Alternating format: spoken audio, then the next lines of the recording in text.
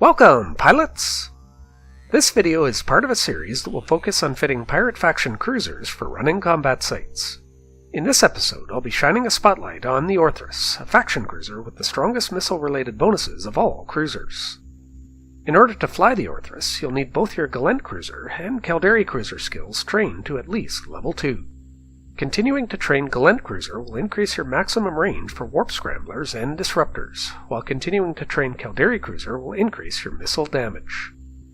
The Orthrus's roll bonus gives it a strong boost to missile velocity, allowing it to strike targets much faster and from an increased range. It also has a fairly strong shield layer, plenty of CPU, and quite reasonable ship attributes all around. With 5 mid-power slots and 4 low-power slots, the Orthrus favors a shield tank. Many ships with missile damage bonuses only apply to certain missile systems or damage types. The Mordu's Legion ships, including the Orthrus, are bonused for any missile system and damage type.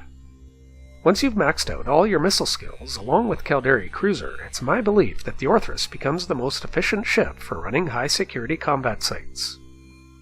There are 3 main fitting options you'll be choosing for the Orthrus. The first option is whether to use rapid light missiles, heavy missiles, or heavy assault missiles. Heavy assault missiles have the shortest range but highest DPS, and are the strongest against larger targets. Heavy missiles have the longest range but lowest DPS. Rapid light missiles have middling range and DPS, but a lengthy reload cycle, and are the strongest when you have to clear out a large number of smaller targets. Most combat sites in high-security space have large numbers of frigate and destroyer NPCs, making rapid light missiles a natural choice. The exception to this are the 4 of 10 sites, where the commanders are larger ships with beefy tanks, making heavy assault missiles the better option. However, if your damage output with rapid lights is high enough to take out the commander without the need for a reload, you may as well stick with the rapid lights. Heavy missiles might be an option for younger pilots who are struggling with their tank, and are still training their missile support skills, particularly missile bombardment and missile projection. The second fitting option is whether to use an active or passive shield tank. With only 4 low-power slots available, I would avoid an armor tank on the Orthrus. And the third fitting option is your choice of propulsion module. While an afterburner could be a reasonable choice for younger pilots struggling with power grid or capacitor issues, I much prefer a micro-warp drive on the Orthrus. Much like the Gila, it turned out that I only needed to build a single fit for the Orthrus, a passive shield tank. But before I present that fit, I thought I'd show an alternative fit with an active shield tank for viewers that might prefer that approach. This active shield fit remains untested, but I'm fairly confident it should perform well even against Blood and Sancha NPCs. It uses Tech 2 rapid light missile launchers, 2 Tech 2 ballistic control systems, and a full flight of Caldari Navy Hornets to achieve about 420 DPS. When switching to Tech 2 Fury Light missiles, the damage output is boosted to about 550 DPS at a very respectable maximum range of just over 45 kilometers.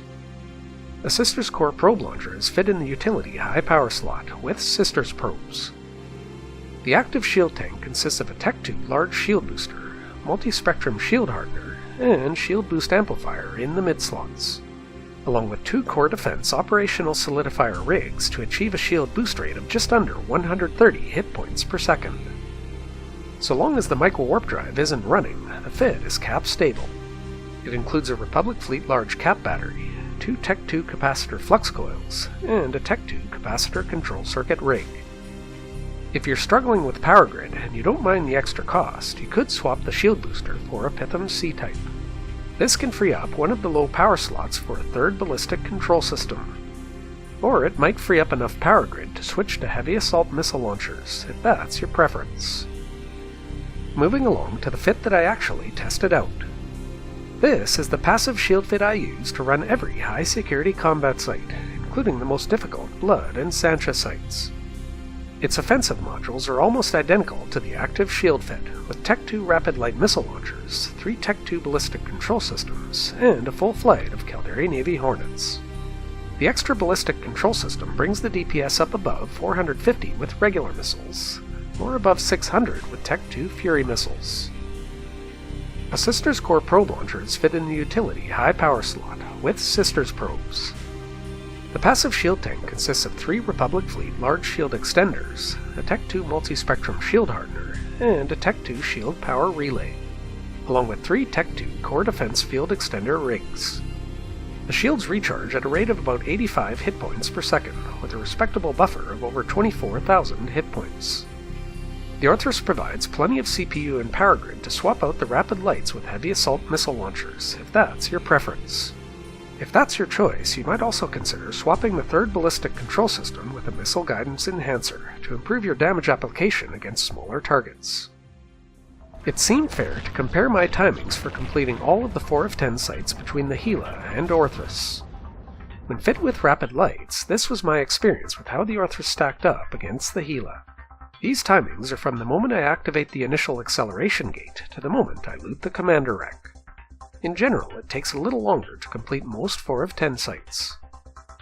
I was able to stay engaged in the Malzatah Monastery rather than bookmark the Inner Sanctum wreck and warp out. I think if I was to return to the Gila again, I would be able to match the 5.5 minute mark. The only 4 of 10 site where I needed a reload cycle on the commander was the Serpentis Phi outpost. The Phi operator's battleship tank is just a little too beefy, even for the Tech 2 Fury missiles. I found that switching to heavy assault missiles on the Orthrus allowed it to roughly match the 4 of 10 completion times of the Gila. Where the Rapid Light Orthrus really shines, however, is in combat sites featuring primarily frigates or destroyers. It absolutely zips through 3 of 10 sites and lookouts, as you can ungroup your missile launchers and shred targets extremely quickly. Though this does require a lot of targeting micromanagement. And you have to be tactical about when you decide to initiate a reload cycle. I had no trouble surviving the Angel, Blood, or Sancha Vigil sites. I even tested out staying engaged in the Angel Vigil, and never felt I was in danger of my tank failing. The only potential drawback with the Orthrus is its somewhat limited cargo bay. You'll likely find yourself restocking your light missiles and dropping off cargo a little more frequently than other pirate faction cruisers. But in the grand scheme of things, this issue is at the bottom of the list when deciding which ship to fly for this activity.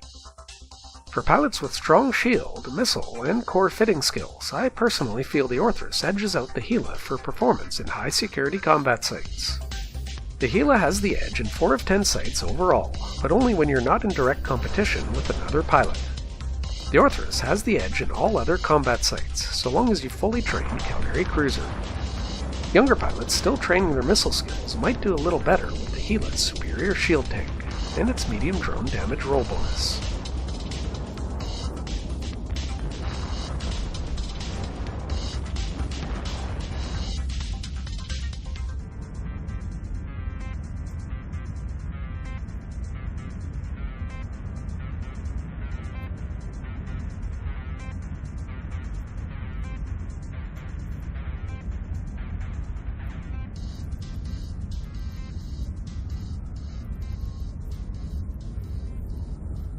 I've included all of these fits over on my website at RileyEntertainment.com. I do provide alternate fits for alpha pilots, but I only tested the Omega fits. I would caution younger players to fully train into these fits first, rather than trying to downgrade any of the modules. And that's all I have for the Orthrus. In the next part of the series, I'll showcase some PvE fits for the Ashamu. If you ever need a little help running any combat site you find in high security space, you can check out my comprehensive library of video guides right here on this channel. Stay tuned to Riley Entertainment for more EVE Online combat site guides, and smash that like button if you enjoy my content.